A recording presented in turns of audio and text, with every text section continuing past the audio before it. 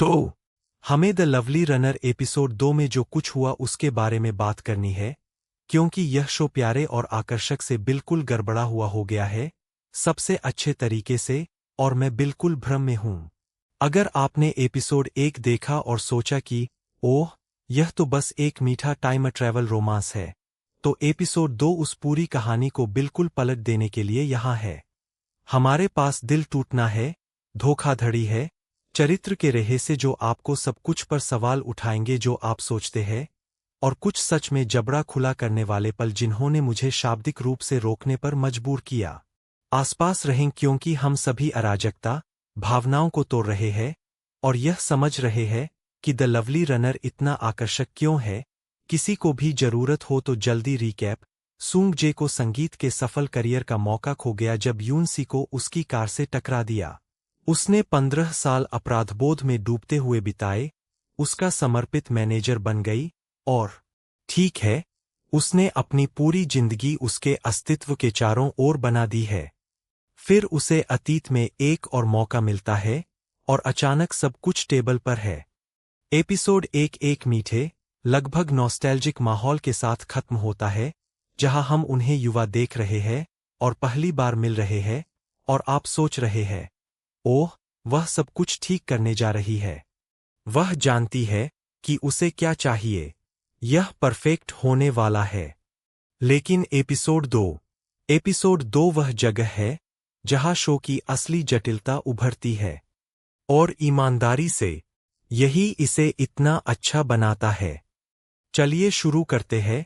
तो पहली बड़ी बात जिसके बारे में हमें बात करनी है, वह यह है, यूनसी सोचती है कि उसके पास एक योजना है। वह सोचती है कि समय में जाकर वह सूंग जे के लिए एक बेहतर भविष्य की योजना बना सकती है। वह उसे कुछ विकल्पों की ओर धकेल सकती है, उसे अपने जहरीले दोस्तों के समूह से दूर रख सकती है, यह सुनिश्चित कर सकती है कि वह हमेशा से अद्भुत एथलीट और संगीतज्ञ बन जाता है। यह वास्तव में बहुत प्यारा है जब आप इसके बारे में सोचते हैं। यहाँ कोई है जो 15 साल अपराधबोध से परेशान रहा है, और अब उसे अतीत में जाने का मौका मिल गया है, और उस अपराधबोध को ऐसे काम करके पूर्ववत कर सकती है जो उसे पहली जगह हुआ था। यह मोचन की कल्पना है, ऐना, यह परम दूसरा मौका है। लेकिन यहाँ से यह एपिसोड शानदार तरीके से जटिल हो जाता है। यूनसी अपना संस्करण सूंग जे के जीवन पर थोप रही है कि वह कौन होना चाहिए। वह उससे नहीं पूछ रही कि वह क्या चाहता है। वह उससे परामर्श नहीं ले रही।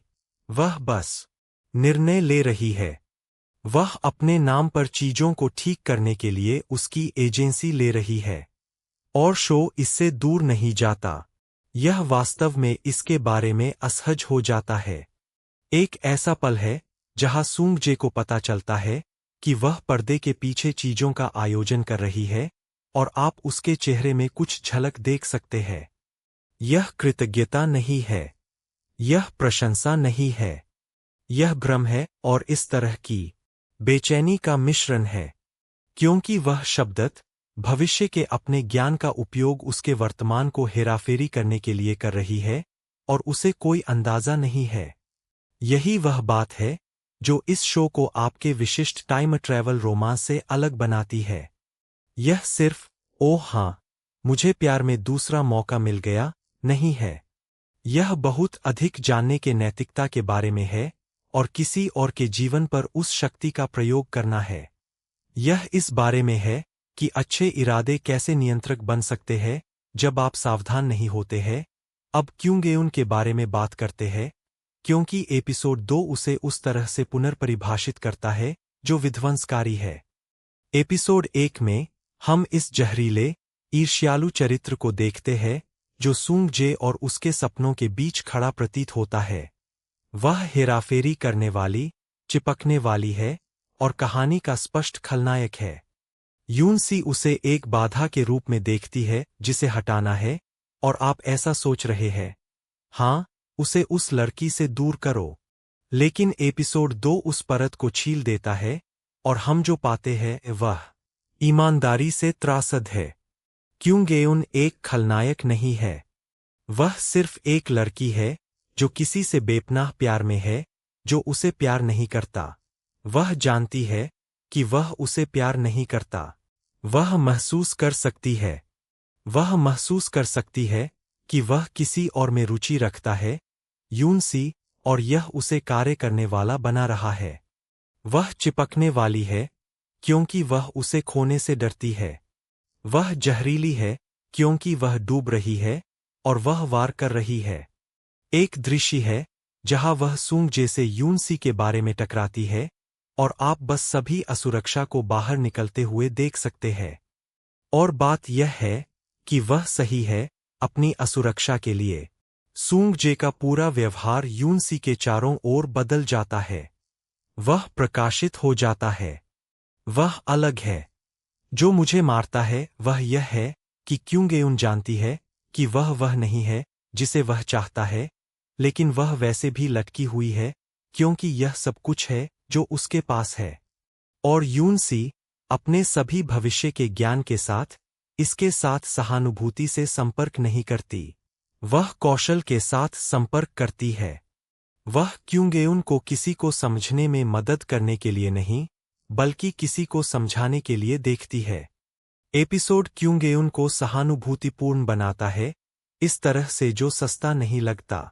यह अचानक उसे एक अच्छा इंसान नहीं बनाता है, लेकिन यह उसे मानवीय बनाता है। और यह बहुत अधिक दिलचस्प है, क्योंकि अब जब वह जहरीली चीजें करती है, तो आप बस अपनी आंखें नहीं घुमाते हैं। आप विचलित होते हैं, क्योंकि आप समझते हैं कि यह कहाँ से आ रहा है। यह तब था जब शो मेरे लिए सिर्फ एक प्रेम कहानी बंद हो गई और एक चरित्र अध्ययन बन गई, क्योंकि इनमें से कोई भी व्यक्ति नायक या खलनायक नहीं है। वे सिर्फ लोग हैं जो असंभव परिस्थितियों को नेविगेट करने की कोशिश कर रहे हैं, अधूरी जानकारी के साथ। ठीक है, यूनसी को छोड़कर, जिसके पास बहुत अधिक जानकारी है और वह इसे एक हथियार की तरह उपयोग कर रही है। ठीक है, तो एपिसोड 2 में एक और परत है जिसे हमें खोदने की जरूरत है, और यह इसमें शामिल है कि यह टाइम ट्रैवल वास्तव में कैसे काम कर रहा है, क्योंकि शो हमें कार्यकारण और परिणाम के बारे में कुछ वास्तव में दिलचस्प संकेत देता है। याद रखें कि एपिसोड 1 में यूनसी सोचती थी कि वह बस अपनी जिंदगी फिर से जी सकती है। एक फिर से करो। लेकिन एपिसोड 2 यह स्पष्ट करता है कि यहाँ नियम है, परिणाम है, कार्य कारण है। चीजें अलग तरीके से हो रही है क्योंकि वह विभिन्न विकल्प बना रही है। सूंग जे विभिन्न विकल्प बना रहा है क्योंकि वह उसे प्रभावित कर रही है, और वह प्रभाव ऐसी समस्याएं पैदा कर रहा है जिसका उसने अनुमान नहीं लगाया था। एक पल है, और मुझे इसे वास्तव में ठंडा लगा, जहां वह महसूस करता है कि अपने मूल टाइमलाइन में कुछ चीजें एक विशेष क्रम में हुईं, लेकिन अब वह क्रम बदल रहा है। और वह समझने लगती है कि वह सब कुछ नियंत्रित नहीं कर सकती। वह परफेक्ट भविष्य की योजना नहीं बना सकती। ब्रह्मांड ऐसा काम नहीं करता है। यह जो शानदार है वह यह है कि यह सीधे उसकी चरित्र की खामी से जुड़ता है। यूनसी वह किसी है जो 15 साल से सूंग जे के जीवन के हर पहलू को नियंत्रित करने की कोशिश कर रही है, मूल टाइमलाइन में। यह उसकी पूरी पहचान है, वह जो उसका प्रबंधन करता है, जो उसकी रक्षा करता है, जो पहले से पता है कि उसे क्या चाहिए, और अब भविष्य को पूर्ण जानकारी के साथ भी परिवर्तित करने की शक्ति के साथ, वह खोज रहा है कि नियंत्रण एक भ्रम है। शो पूछ रहा है, अगर आप भविष्य को परफेक्ट जानकारी के साथ भी नियंत्रित नहीं कर सकते हैं, तो इसका मतलब आपकी अभी की पसंद के लिए क्या है? यह आपकी पूर्व की पसंद के बारे में क्या कहता है? यह सबसे अच्छे तरीके से दार्शनिक हो जाता है, और यह इन पात्रों के लिए भी गहराई से व्यक्तिगत है, क्योंकि यूनसी की पूरी यात्रा सूंग जे को छोड़ना सीखने के बारे में है। सच में छोड़, सिर्फ एक अलग स्थिति से प्रबंधन नहीं, और विश्वास करना है कि वह अपने स्वयं के विकल्प बना सकता है, भले ही वे विकल्प दर्द की ओर जाते हैं। अब मैं उस पल के बारे में बात करना चाहता हूं जो मुझे वास्तव में भावुक बनाता है, क्योंकि एपिसोड 2 में एक दृश्य है जहां युवा सूंग जे और यूनसी के पास यह बातचीत है और यह इतनी निविदा है, वादे से भरी है कि यह लगभग असहनीय है। वे सपनों के बारे में बात कर रहे हैं, भविष्य के बारे में, वे क्या बनना चाहते हैं। और इस पल में वे अपराधबोध या खेद या वर्षों की जटिल इतिहास से अलग नहीं है। वे सिर्फ दो युवा लोग हैं जो वास्तव में एक दूसरे को पसंद करते हैं, संभावना के बिजली को महसूस कर रहे हैं। और फिर एपिसोड अकेली यूनसी को काटता है और आप देख सकते हैं कि वह कुछ संसाधित कर रही है। वह महसूस कर रही है कि वह सच नहीं बता सकती। वह उसे बता नहीं सकती कि वह भविष्य से है। वह उसे बता नहीं सकती कि उसे कुछ विकल्पों की ओर क्यों धकेल रही है। क्योंकि अगर वह ऐसा करती है तो वह यह खो जाती है। वह इस हल्के को खो जाती है, यह प्रामाणिकता, उनके कनेक्शन का यह संस्करण। तो वह फंसी हुई है। उसके पास सभी यह ज्ञान है, सभी यह प्यार है, सभी यह अपराधबोध है, और वह इसे जिस तरह से उपयोग करना चाहती है उसमें किसी को भी उपयोग नहीं कर सकती, क्योंकि यह वह चीज को नष्ट कर देगा जिसे वह सुरक्षित करने की कोशिश कर रही है।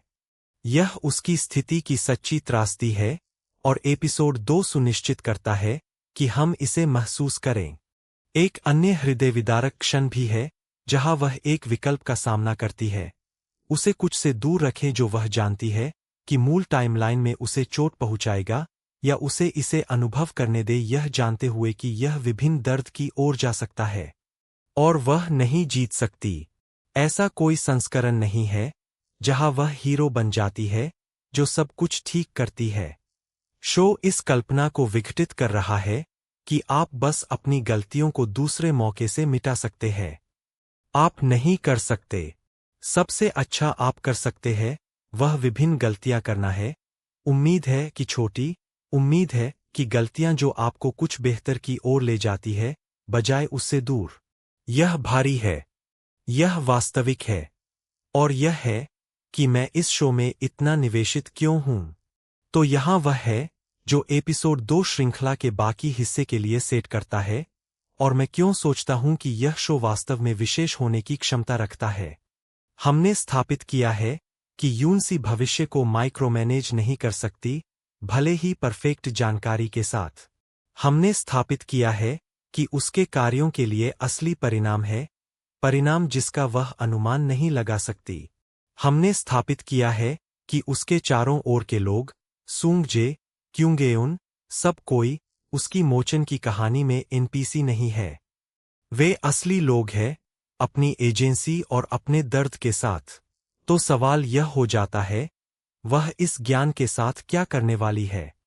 वह आगे कैसे बढ़ने वाली है? क्या वह अधिक नियंत्रक बनने वाली है, उस परिणाम को बाध्य करने की कोशिश करते हुए जो वह चाहती है? क्या वह छोड़ने वाली है और स्वीकार करेगी कि आता है? क्या वह एक मध्य मार्ग खोजने वाली है, जहां वह अपने ज्ञान का उपयोग हेराफेरी करने के लिए नहीं बल्कि वास्तव में मदद करने के लिए करती है? और दूसरी ओर, क्या होता है जब सूंगजे यह पता लगाने लगता है कि कुछ बंद है, क्योंकि वह इसे पता लगाने वाला है? ये शो हमेशा उस बिंदु पर जाते हैं, और जब वह करेगा, क्या वह कृतज्ञ महसूस करेगा कि वह उसे सुरक्षित करने की कोशिश कर रही है, या क्या वह उल्लंघनित महसूस करेगा कि वह बिना सहमति के अपनी जिंदगी का आयोजन कर रही है? ये वे सवाल हैं जो बाकी कहानी को आगे बढ़ाने वाले हैं, और एपिसोड 2 यह स्पष्ट करता है कि कोई आसान उत्तर नहीं है। यह एक शो नहीं है जो किसी को सरल जाने देगा, नहीं यूनसी, नहीं सूंगजे, नहीं दर्शक जो दंपति को समर्थन करना चाहते हैं, बिना इसके नैतिकता के बारे में सोचे। यही वह है जो इसे आकर्षक बनाता है। ठीक है, तो यह एपिसोड 2 है। वह पल जहां द लवली रनर एक सरल रोमांस होना बंद हो गया और असली विषयगत वजन वाली कुछ बन गई। मैं वास्तव में जिज्ञासु हूं कि आपने इस एपिसोड के बारे में क्या सोचा। क्या आप अभी भी यूनसी और सूंगजे की टीम पर है, या क्या आप दरारें देखने लगे हैं? क्या आप क्यूंगेउन के लिए भी बिल्कुल महसूस करते हैं, या क्या आप सोचते हैं कि वह अप्राप्य है? और आप सोचते हैं कि आगे क्या होने वाला है? अपने विचार कमेंट में छोड़ें। मैं वास्तव में उन्हें पढ़ता हूँ और मुझे यह देखना बहुत पसंद है कि लोग क्या उठा रहे हैं।